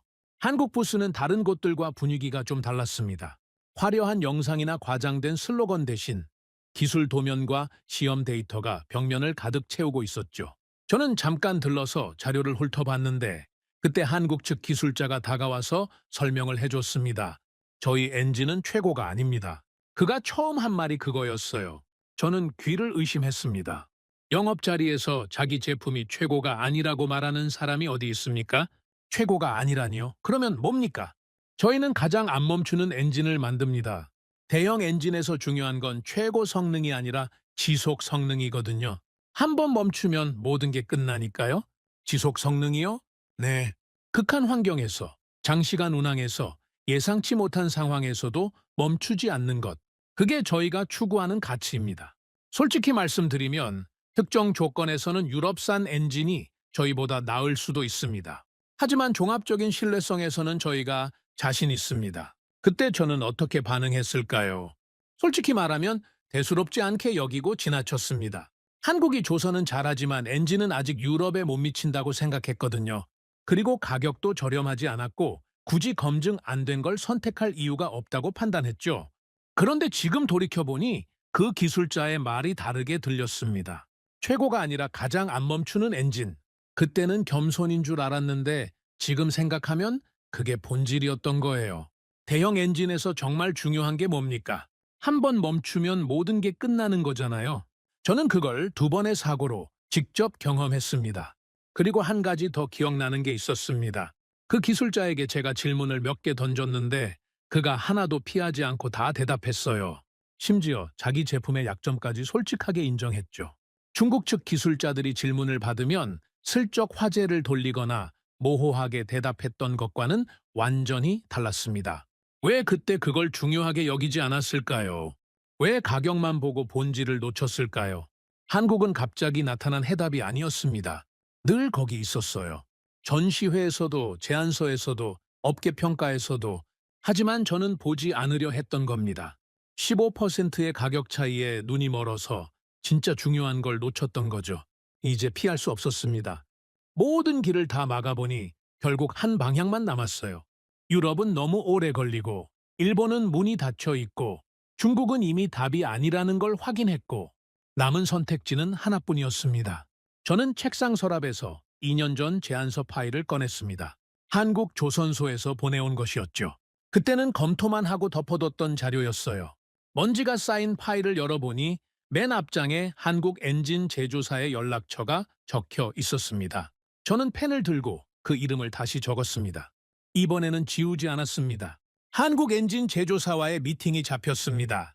장소는 함부르크에 있는 저희 회사 본사 회의실이었죠. 한국 측에서 기술이사와 영업 담당자 2명이 직접 날아왔습니다. 저는 솔직히 긴장하고 있었어요. 이게 마지막 선택지라는 걸 알고 있었으니까요. 여기서도 답을 못 찾으면 저는 정말 막다른 골목에 몰리는 거였습니다. 회의실에 들어서기 전 저는 복도에서 잠시 멈춰 섰습니다. 심호흡을 했죠. 지난 몇 주간의 일들이 머릿속을 스쳐 지나갔어요. 2번의 엔진 사고, 보험사의 차가운 전화, 경영진의 따가운 시선. 이번 미팅이 잘 안 되면 저는 어떻게 되는 걸까? 그런 생각이 들었습니다. 회의실 문을 열었을 때 분위기가 예상과 달랐습니다. 중국 측과 미팅했을 때는 화려한 프레젠테이션 자료와 함께 자신감 넘치는 설명이 이어졌거든요. 대형 스크린에 그래프가 띄워지고 모든 지표가 완벽하고 모든 테스트를 통과했고 세계 최고 수준이라는 말들이 쏟아졌죠. 하지만 한국 측은 달랐습니다. 테이블 위에는 두꺼운 기술 문서 몇 권이 놓여 있었고 분위기는 차분하고 절제되어 있었어요. 화려한 영상 자료 같은 건 없었습니다. 한국 측 기술이사 김상무가 먼저 입을 열었습니다. 슈타인호프 씨, 먼저 한 가지 여쭤봐도 되겠습니까? 현재 운항하시는 항로와 평균 부하 조건, 그리고 가장 자주 마주치는 기상 환경이 어떻게 됩니까? 저는 조금 의아했습니다. 보통 영업 미팅에서는 자기 제품 소개부터 시작하잖아요. 그런데 이 사람은 제품 얘기는 꺼내지도 않고 제 상황부터 물어보고 있었습니다. 북대서양에서 지중해까지 왕복하는 항로입니다. 겨울철에는 기상 조건이 상당히 거칠어지고요. 폭풍우를 만나는 경우도 종종 있습니다. 겨울철 최저 기온은 어느 정도까지 내려갑니까? 영하 15도 이하로 떨어지는 경우도 있습니다. 해수 온도도 상당히 낮아지고요. 김상무가 고개를 끄덕이더니 뭔가를 메모했습니다. 그리고 옆에 있던 문서를 펼쳤죠. 북대서양 겨울 항로라면 저희가 권하지 않는 모델이 있습니다. 여기 보시면 이 모델은 온화한 기후 조건에서는 효율이 높지만 급격한 온도 변화가 반복되는 환경에서는 성능 저하가 발생할 수 있습니다. 그래서 귀사의 항로에는 적합하지 않다고 판단됩니다. 저는 잠시 말을 잃었습니다. 지금 이 사람이 뭘 하고 있는 겁니까? 자기 제품을 팔러 왔으면서 첫 마디가 이 제품은 권하지 않는다고요? 김상무님 잠깐만요. 지금 저한테 자사 제품을 사지 말라고 하시는 겁니까? 김상무가 담담하게 대답했습니다. 아닙니다. 맞지 않는 제품을 권하지 않는 것뿐입니다. 저희는 팔고 나서 문제가 생기는 것보다 처음부터 조건에 맞는 제품을 제안하는 게 맞다고 생각합니다. 귀사의 항로 조건에 맞는 모델은 따로 있습니다. 그러면서 그가 다른 문서를 꺼냈습니다. 거기에는 다른 모델의 기술 사양이 적혀 있었죠. 이 모델은 극한 환경에 특화되어 있습니다. 북대서양 겨울 항로에서 운항한 실적이 있고 현재까지 중대한 고장 없이 운영되고 있습니다. 노르웨이 선사 2곳에서 3년째 사용 중인데 별다른 문제 보고가 없었습니다. 저는 그 문서를 받아들고 꼼꼼히 살펴봤습니다. 그런데 읽다 보니 이상한 점을 발견했어요. 성공 사례뿐 아니라 실패 기록도 함께 적혀 있었거든요. 김 상무님, 여기 보면 특정 조건에서 문제가 발생했다는 기록이 있는데요. 이건 뭡니까? 그건 저희가 초기 모델에서 겪었던 문제입니다. 특정 온도 구간에서 연료 공급 시스템에 불안정이 발생했었죠. 영하 20도 이하에서 장시간 운항할 때 간헐적으로 출력 변동이 있었습니다. 그래서 어떻게 하셨습니까? 해당 부분을 전면 재설계했습니다. 연료 예열 시스템을 이중화하고 온도 센서를 추가로 배치했죠. 현재 모델에서는 그 문제가 해결됐습니다. 같은 조건에서 테스트한 결과도 여기 있습니다. 이런 실패 기록을 왜 굳이 보여주시는 겁니까? 보통은 숨기지 않습니까? 김 상무가 잠시 저를 바라보더니 말했습니다. 슈타인호프 씨, 저희는 완벽한 제품을 팔 수 없습니다. 세상에 완벽한 엔진은 없거든요. 하지만 어떤 조건에서 문제가 생길 수 있는지, 그리고 그 문제를 어떻게 해결했는지를 아는 것이 중요하다고 생각합니다. 고객이 저희 제품의 한계를 모르고 사용하다가 문제가 생기면 그건 저희 책임이니까요. 그 말을 듣는 순간 저는 뭔가가 달라졌다는 걸 느꼈습니다. 이 사람들은 저를 설득하려고 하지 않았어요. 대신 제가 스스로 판단할 수 있도록 정보를 제공하고 있었죠. 완벽한 보고서보다 불완전한 기록이 더 믿음직하다는 걸 그때 처음 알았습니다. 영업 담당자 박 과장이 가격과 납기에 대해 설명했습니다. 가격은 솔직히 말씀드리면 저렴하지 않습니다. 중국산 대비 상당히 높은 수준이고요. 납기도 최소 8개월은 필요합니다. 저희가 타협할 수 있는 부분이 많지 않아서 죄송합니다. 타협이 어렵다는 건 가격 협상이 안 된다는 뜻입니까? 가격을 낮추려면 어딘가에서 비용을 줄여야 합니다. 그런데 저희는 품질 관리나 테스트 과정에서 비용을 줄이지 않습니다. 그래서 가격이 높은 겁니다. 싸게 드릴 수 있다고 말씀드리면 거짓말이 됩니다. 납기를 좀 더 앞당길 수는 없습니까? 8개월이면 꽤 긴 시간인데요. 박 과장이 고개를 저었습니다. 죄송합니다만 어렵습니다. 저희는 주문 후 제작 방식이라서 각 선박의 조건에 맞게 세부 사양을 조정합니다. 그 과정을 생략하면 품질을 보장할 수 없어요. 빨리 드리는 것보다 제대로 드리는 게 맞다고 생각합니다. 저는 속으로 계산을 해봤습니다. 가격이 비싼 건 예상했던 거였어요. 하지만 8개월이라는 납기는 유럽산의 14개월, 일본산의 18개월에 비하면 훨씬 짧았습니다. 김 상무가 덧붙였습니다. 슈타인호프 씨, 한 가지 더 말씀드리겠습니다. 저희 엔진을 선택하시더라도 설치 후 첫 6개월간은 저희 기술진이 원격으로 모니터링을 합니다. 문제가 감지되면 즉시 연락드리고 필요하면 현장에 기술자를 파견합니다. 그 비용은 계약에 포함되어 있습니다. 설치 후에도 모니터링을 해준다고요? 네? 저희는 엔진을 팔고 끝나는 게 아니라 그 엔진이 제대로 작동하는지까지 책임져야 한다고 생각합니다. 문제가 생기면 저희 이름에 흠이 가는 거니까요. 그래서 첫 6개월은 특히 집중적으로 관리합니다. 만약 그 기간에 문제가 생기면요? 저희가 권한 조건 내에서 문제가 생기면 저희가 책임집니다. 부품 교체든 기술 지원이든 추가 비용 없이 해결해 드립니다. 하지만 저희가 권하지 않은 조건에서 사용하시다가 문제가 생기면 그건 저희가 책임질 수 없습니다. 그래서 처음부터 조건을 명확히 하는 겁니다. 저는 그 말을 듣고 한참 동안 아무 말도 하지 못했습니다. 이 사람들은 도망칠 준비가 안 되어 있었어요. 문제가 생기면 책임지겠다고, 대신 처음부터 조건을 명확히 하겠다고. 그게 이 사람들의 방식이었습니다. 미팅이 끝나고 한국 측이 떠난 뒤 저는 회의실에 홀로 남아 한참 동안 생각에 잠겼습니다. 이 사람들은 도대체 뭐가 다른 걸까? 왜 이렇게까지 조심스러운 걸까? 장점을 말하기 전에 먼저 포기할 조건을 말하고, 성공 사례보다 실패 기록을 먼저 보여주고, 가격을 낮출 수 없다고 솔직하게 인정하고, 그날 밤 호텔방에서 미팅 내용을 정리하다가 문득 깨달은 게 있었습니다. 김상무가 했던 말들을 다시 떠올려 보니 모든 문장이 같은 방향을 가리키고 있었어요. 한계를 먼저 말한 이유, 실패 조건을 숨기지 않은 태도, 납품하지 않겠다는 판단 기준. 그건 단순한 겸손이 아니었습니다. 한 번 문제가 터지면 모든 걸 잃는다는 걸 뼈저리게 아는 사람들의 방식이었어요. 저 조심스러움은 약점이 아니라 살아남은 자들의 본능이었던 겁니다. 저는 그제야 이해했습니다. 이 사람들은 기술을 파는 게 아니었어요. 멈추지 않는 조건을 관리하는 사람들이었습니다. 그래서 처음부터 조건을 따지고 맞지 않으면 팔지 않겠다고 하는 거였죠. 다음 날 회사 내부에서 반대 의견이 나왔습니다. 재무팀장 밀러가 전화를 걸어왔죠. 슈타인호프 씨, 한국산 엔진건으로 보고서를 봤습니다. 가격이 너무 높지 않습니까?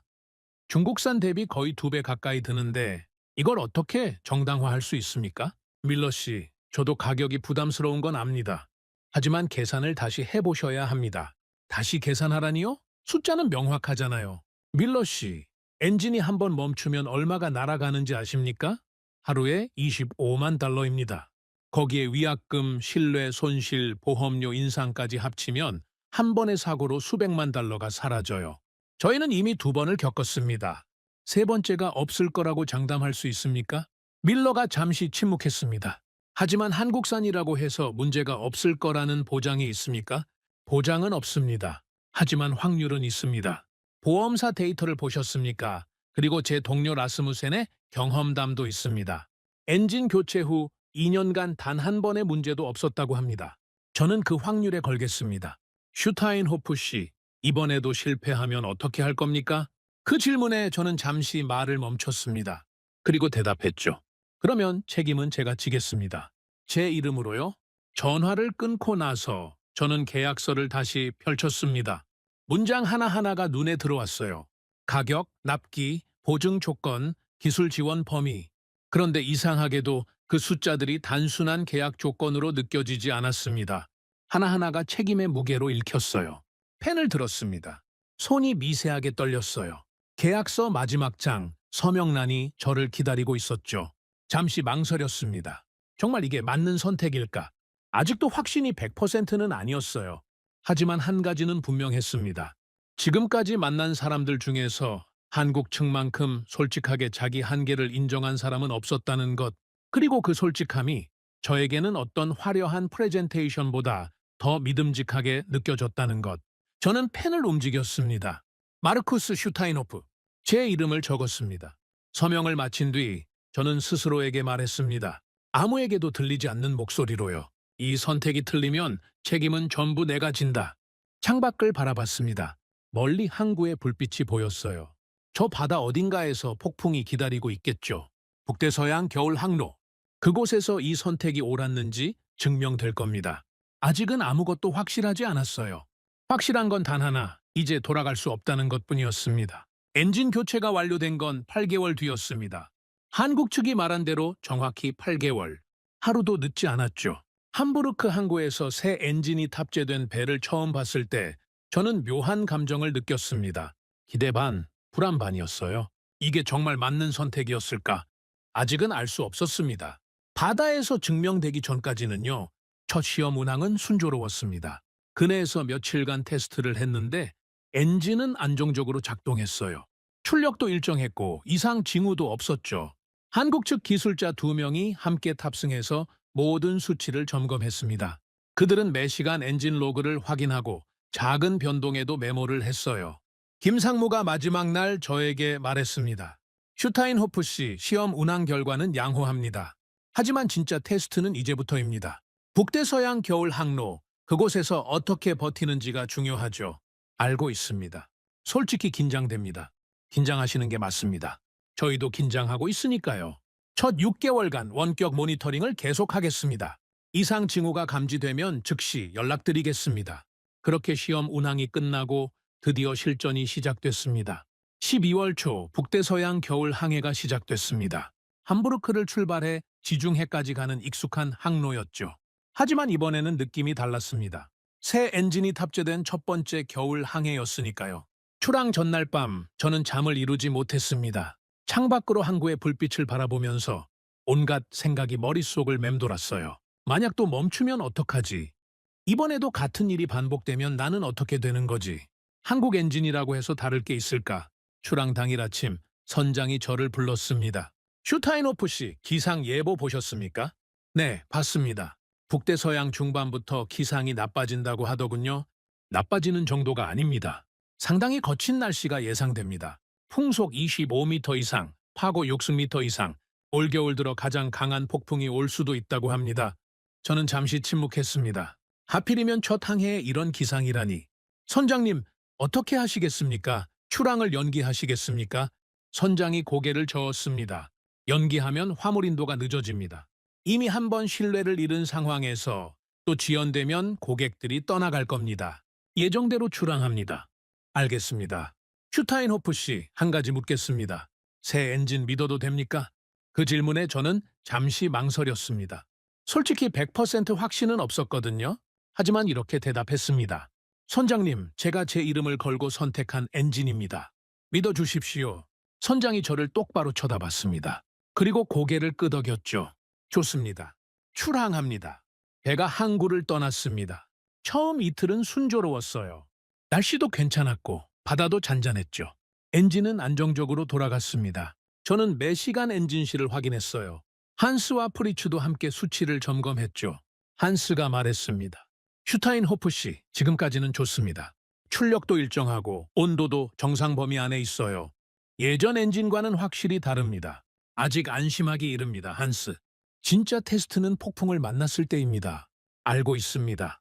그래도 출발이 좋으니까 기분은 나쁘지 않네요. 사흘째 되는 날, 기상이 변하기 시작했습니다. 하늘이 어두워지고 바람이 거세졌어요. 파도가 점점 높아졌죠. 저녁 무렵에는 본격적인 폭풍이 시작됐습니다. 선장이 방송을 했습니다. 전 승무원에게 알립니다. 현재 폭풍 구역에 진입했습니다. 풍속 28m, 파고 7m, 앞으로 12시간 이상 거친 날씨가 예상됩니다. 모든 인원은 안전에 주의하시기 바랍니다. 저는 엔진실로 내려갔습니다. 배가 심하게 흔들리고 있었어요. 계단을 내려가는 것도 쉽지 않았죠. 엔진실 문을 열었을 때 한스가 계기판 앞에 서 있었습니다. 상황이 어떻습니까, 한스? 지금까지는 괜찮습니다. 출력 안정적이고 이상 징후 없습니다. 하지만 이제부터가 진짜죠. 그때 무전기가 울렸습니다.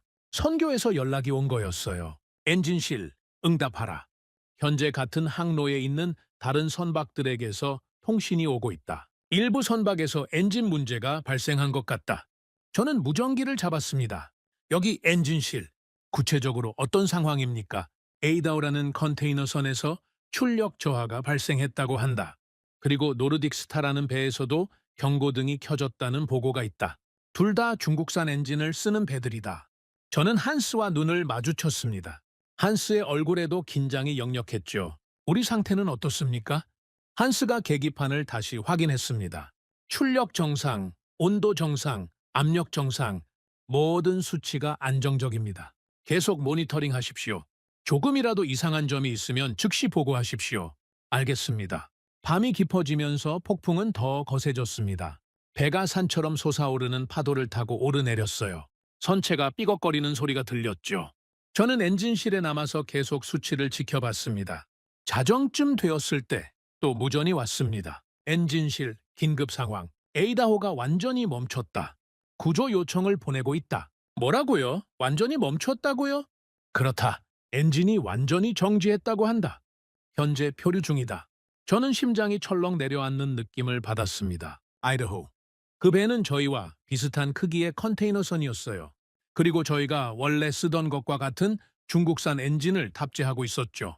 한스가 물었습니다. 슈타인호프 씨, 저 배, 저희가 예전에 쓰던 엔진과 같은 모델 아닙니까? 그렇습니다.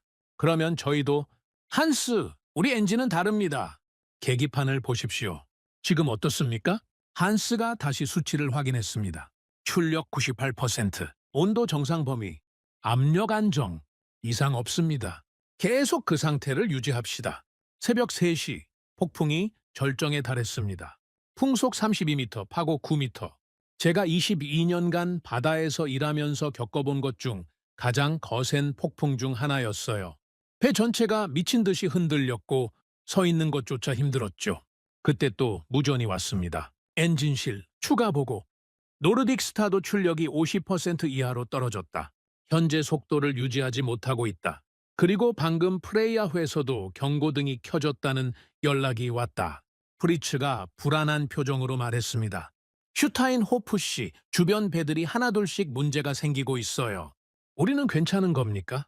저는 계기판을 다시 확인했습니다. 출력 97%, 약간 떨어졌지만 여전히 안정적인 범위 안에 있었어요. 온도와 압력도 정상이었죠. 프리츠, 우리 엔진은 버티고 있습니다. 걱정하지 마십시오. 하지만 다른 배들은 다른 엔진을 쓰고 있습니다. 우리와는 다릅니다. 한스가 조용히 말했습니다. 슈타인호프 씨, 이게 바로 그 차이입니까? 같은 바다, 같은 폭풍인데 결과가 다른 거요? 아직 모릅니다. 폭풍이 끝나봐야 알 수 있어요. 동이 트기 시작했을 때 폭풍이 조금씩 약해지기 시작했습니다. 풍속이 줄어들고 파고도 낮아졌죠. 하지만 무전으로 들려오는 소식은 처참했습니다. 현재까지 집계된 바로는 이번 폭풍으로 최소 5척의 선박에서 엔진 문제가 발생했다. 그중 2척은 완전히 정지해서 구조를 기다리고 있고 3척은 출력 저하로 속도를 유지하지 못하고 있다. 선장이 엔진실로 내려왔습니다. 슈타인호프 씨, 우리 상태는 어떻습니까? 선장님, 보고 드리겠습니다. 폭풍 구간 전체를 통과하는 동안 출력은 95% 이상을 유지했습니다. 경고등은 단 한 번도 켜지지 않았고 이상 징후도 없었습니다. 현재 모든 수치가 정상입니다. 선장이 잠시 말을 잃었습니다. 그리고 천천히 물었죠. 정말입니까? 이 폭풍을 뚫고 아무 문제도 없었다고요? 네, 선장님. 사실입니다. 선장이 한참 동안 계기판을 바라봤습니다. 그리고 나서 저를 돌아봤죠. 슈타인호프 씨, 당신이 옳았습니다. 새 엔진, 당신 말대로 믿을 만하군요. 저는 아무 말도 하지 못했습니다. 안도감이 밀려왔지만 동시에 뭔가 묵직한 감정도 함께 올라왔거든요. 저 바다 어딘가에서 멈춰버린 배들, 그 배들의 기술 책임자들도 저처럼 밤새 엔진실을 지키고 있었겠죠. 하지만 그들의 엔진은 버티지 못했습니다. 항해가 끝나고 지중해 항구에 도착했을 때 저는 한국 측에 연락을 넣었습니다. 김 상무가 전화를 받았죠. 슈타인호프 씨, 모니터링 데이터 잘 봤습니다. 폭풍 구간에서도 안정적으로 작동했더군요. 다행입니다. 김 상무님 감사합니다. 솔직히 말씀드리면 폭풍이 가장 거셀 때 무서웠습니다. 주변 배들이 하나둘 멈추기 시작하니까요. 그 소식 저희도 들었습니다. 안타까운 일이죠. 그런데 우리 엔진은 멈추지 않았습니다. 같은 바다, 같은 폭풍이었는데 결과가 달랐어요. 그게 대체 왜 그런 겁니까? 김상무가 잠시 침묵하더니 대답했습니다. 슈타인호프 씨, 저희 엔진이 특별히 뛰어나서가 아닙니다. 다만 저희는 이런 극한 상황을 가정하고 설계했을 뿐입니다. 바다는 예측할 수 없으니까요. 그래서 저희는 최악의 상황에서도 버틸 수 있도록 만드는 겁니다. 최악의 상황을 가정한다. 네, 좋은 조건에서 잘 돌아가는 건 당연한 거죠. 중요한 건 최악의 조건에서도 멈추지 않는 겁니다. 저희는 그걸 목표로 합니다. 전화를 끊고 나서 저는 창밖을 바라봤습니다. 지중해의 푸른 바다가 눈에 들어왔어요. 며칠 전 겪었던 폭풍이 거짓말처럼 느껴졌죠. 바다는 모두에게 공평했습니다. 같은 파도, 같은 바람, 같은 추위. 조건은 똑같았어요. 하지만 결과는 달랐습니다. 어떤 배는 멈췄고 어떤 배는 멈추지 않았죠. 그 차이를 만든 건 배가 아니었습니다. 엔진이었어요. 심장이었습니다. 저는 그날 깨달았습니다. 이건 우연이 아니라는 걸요. 같은 조건에서 같은 시험을 치렀을 때 결과가 다르다면 그건 실력의 차이입니다. 그리고 그 실력은 하루아침에 만들어지는 게 아니죠. 수십 년간 실패하고 개선하고 또 실패하고 또 개선하면서 쌓아온 것들. 그게 바로 신뢰라는 겁니다. 한국 엔진은 그 신뢰를 증명했습니다. 가장 거센 폭풍 속에서 가장 혹독한 조건에서 멈추지 않음으로써요. 폭풍을 뚫고 무사히 항해를 마친 뒤 모든 것이 달라지기 시작했습니다. 처음에는 작은 변화였어요. 하지만 그 작은 변화들이 모여서 결국 큰 흐름이 됐죠. 가장 먼저 달라진 건 회사 내부의 분위기였습니다. 배버 사장이 직접 저를 불렀어요. 사장실에 들어갔을 때 그의 표정이 예전과 달랐습니다. 2년 전 중국 엔진 사고가 터졌을 때는 차갑고 날카로운 눈빛이었는데 이번에는 뭔가 다른 빛이 있었죠. 슈타인호프 씨, 앉으시오. 저는 자리에 앉았습니다. 배버 사장이 서류를 넘기며 말했습니다. 이번 겨울 항해 보고서를 봤습니다. 폭풍 구간에서도 엔진이 완벽하게 작동했다면서요? 네, 사장님. 출력 95% 이상을 유지했고 경고등은 한 번도 켜지지 않았습니다. 같은 항로에 있던 다른 배들은 여러 척이 문제가 생겼다고 들었소. 그런데 우리 배만 멀쩡했다? 그렇습니다. 배버 사장이 잠시 침묵했습니다. 그리고 천천히 말했죠. 슈타인호프 씨, 솔직히 말하겠소. 당신이 한국 엔진으로 교체하겠다고 했을 때 나는 반대였소. 가격이 너무 비쌌고 이미 한 번 실패한 판단을 했던 사람의 두 번째 선택을 믿기 어려웠소. 그 말이 가슴에 찔렸습니다. 하지만 사실이었으니까요. 하지만 결과가 말해주고 있소. 당신이 옳았소. 이번 건은 당신 덕분이오. 저는 잠시 말을 잃었습니다. 배버 사장에게서 이런 말을 들을 줄은 몰랐거든요. 사장님 감사합니다. 하지만 저도 확신이 없었습니다. 솔직히 폭풍이 가장 거셌을 때 무서웠습니다. 무섭지 않은 사람이 어디 있겠소? 중요한 건 두려움 속에서도 올바른 판단을 했다는 거요. 그게 진짜 전문가 아니겠소? 베버 사장이 서류를 하나 꺼냈습니다. 그래서 나도 결정을 내렸소. 나머지 두 척도 엔진을 교체하겠소. 같은 한국산으로. 정말입니까? 당연하지. 한 척이 증명했으면 됐소. 나머지도 같은 방식으로 가는 게 맞소. 비용이야 들겠지만 또다시 바다 한가운데서 멈추는 것보다는 낫지 않겠소? 저는 고개를 숙였습니다. 안도감과 함께 뭔가 묵직한 감정이 밀려왔어요. 2년 전의 실패가 이제야 조금씩 회복되고 있다는 느낌이었죠. 보험사에서도 연락이 왔습니다. 이번에는 분위기가 완전히 달랐어요. 슈타인호프 씨, 좋은 소식을 전해드리려고 연락드렸습니다. 무슨 소식입니까? 귀사 선박의 보험료 재산정 결과가 나왔습니다. 엔진 교체 이후 운항 기록을 검토한 결과 보험료를 현행 수준에서 15% 인하하기로 결정했습니다. 15% 인하요? 인상이 아니라 인하입니까? 네, 인하입니다. 한국산 엔진의 안정성이 데이터로 확인됐고 이번 겨울 항해 기록이 특히 좋은 평가를 받았습니다. 같은 폭풍 구간에서 다른 선박들이 문제를 겪은 반면 귀사 선박은 아무런 이상 없이 통과했다는 기록이 저희 시스템에 남아 있거든요. 저는 전화를 끊고 한참 동안 멍하니 앉아 있었습니다.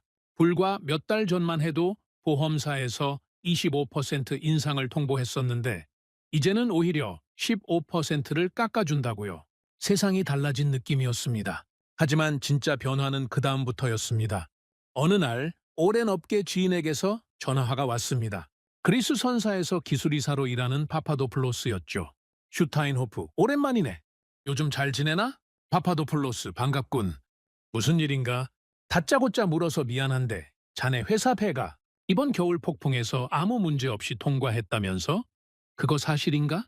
사실이네. 어떻게 알았나? 업계에 소문이 돌고 있어. 같은 폭풍에서 여러 척이 멈췄는데 자네네 배만 멀쩡했다고. 도대체 뭐가 다른 건가? 엔진을 교체했네. 한국산으로. 전화기 너머로 잠시 침묵이 흘렀습니다. 한국산? 자네가 한국산 엔진을 썼다고? 그렇네. 왜 이상한가? 이상한 게 아니라 놀라운 거지. 자네가 원래 그쪽에 별로 관심 없었잖아. 유럽이나 일본 쪽을 선호했던 걸로 기억하는데 나도 생각이 바뀌었네. 상황이 그렇게 만들었어.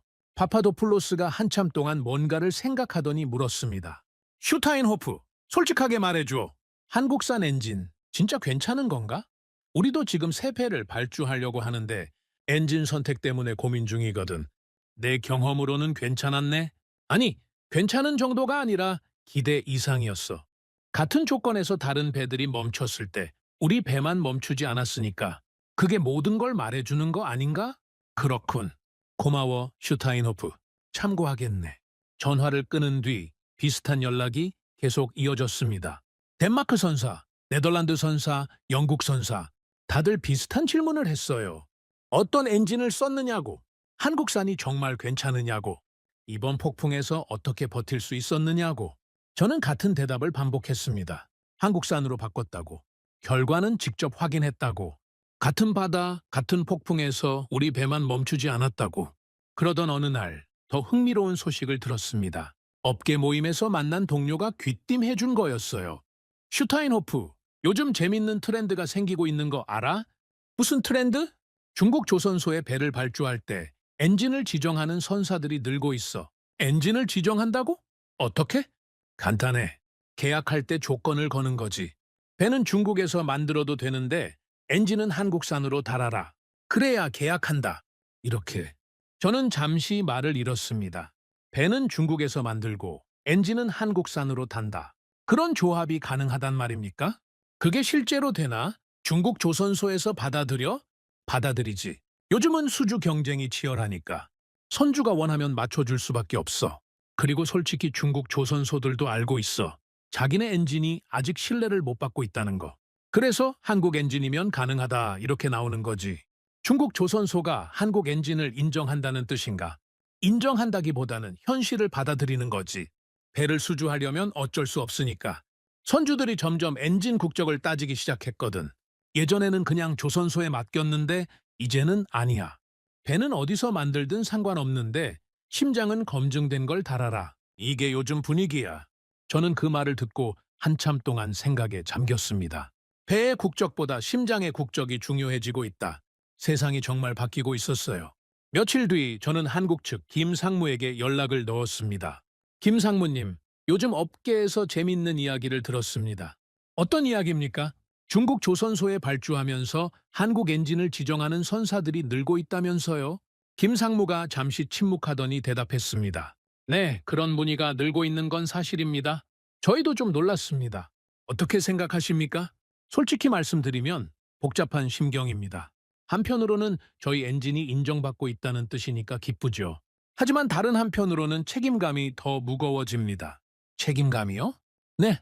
이제 저희 엔진이 단순히 한 회사의 제품이 아니라 한국 기술 전체의 신뢰를 대표하게 됐으니까요. 한 번이라도 문제가 생기면 그건 저희 회사만의 문제가 아니라 한국 전체의 신뢰가 흔들리는 겁니다. 그래서 더 조심스러워지는 거죠. 그래서 처음 만났을 때 그렇게 까다롭게 조건을 따졌던 겁니까? 그렇습니다. 저희는 팔 수 있는 것과 팔면 안 되는 것을 구분합니다. 조건이 맞지 않으면 거절하는 게 장기적으로 모두에게 이익이니까요. 한 번 문제가 터지면 그동안 쌓아온 모든 게 무너질 수 있거든요. 저는 그 말을 듣고 고개를 끄덕였습니다. 이제야 모든 게 이해됐어요. 처음 미팅에서 김상무가 보여줬던 그 조심스러움, 그 보수적인 태도, 그건 단순한 성격이 아니었습니다. 수십 년간 쌓아온 신뢰를 지키기 위한 방식이었던 거죠. 몇 주 뒤, 저는 국제해운 컨퍼런스에 참석했습니다. 유럽 각국의 선사 대표들과 기술 책임자들이 모인 자리였죠. 패널 토론 시간에 한 참석자가 질문을 던졌습니다. 최근 엔진 선택 트렌드에 대해 어떻게 생각하십니까? 특히 아시아 엔진에 대한 평가가 달라지고 있는 것 같은데요. 사회자가 저를 지목했습니다. 슈타인호프 씨, 최근에 엔진을 교체하셨다고 들었습니다. 경험을 공유해 주시겠습니까? 저는 마이크를 잡고 일어섰습니다. 회의장에 있는 수십 명의 시선이 저를 향했죠. 저는 2년 전에 큰 실수를 했습니다. 가격만 보고 엔진을 선택했죠. 그 결과 바다 한가운데서 2번이나 멈추는 경험을 했습니다. 그게 얼마나 무서운 일인지 직접 겪어보지 않으면 모릅니다. 회의장이 조용해졌습니다. 그래서 저는 엔진을 교체했습니다. 한국산으로요. 솔직히 처음에는 확신이 없었습니다. 하지만 결과가 저를 설득했습니다. 이번 겨울 북대서양에서 최악의 폭풍을 만났을 때 주변 배들이 하나둘 멈춰가는 걸 봤습니다. 하지만 제 배는 멈추지 않았습니다. 같은 바다, 같은 폭풍에서 결과가 달랐습니다. 한 참석자가 손을 들었습니다. 슈타인호프 씨, 그러면 이제 한국 엔진만 써야 한다는 말씀입니까? 저는 잠시 생각하다가 대답했습니다. 저는 특정 국가를 홍보하려는 게 아닙니다. 제가 말하고 싶은 건 엔진을 선택할 때 가격만 볼 게 아니라 신뢰를 봐야 한다는 겁니다. 그 신뢰는 하루아침에 만들어지지 않습니다. 수십 년간의 경험과 실패와 개선이 쌓여야 생기는 겁니다. 제 경험상 한국은 그 신뢰를 증명했습니다. 적어도 제가 직접 확인한 범위 내에서는요. 컨퍼런스가 끝난 뒤 여러 사람이 저에게 다가와서 명함을 건넸습니다. 다들 같은 질문을 했어요. 한국 엔진 업체 연락처를 알 수 있겠느냐고. 저는 김상무의 연락처를 알려줬습니다. 호텔로 돌아오는 길에 저는 창밖을 바라보며 생각에 잠겼습니다.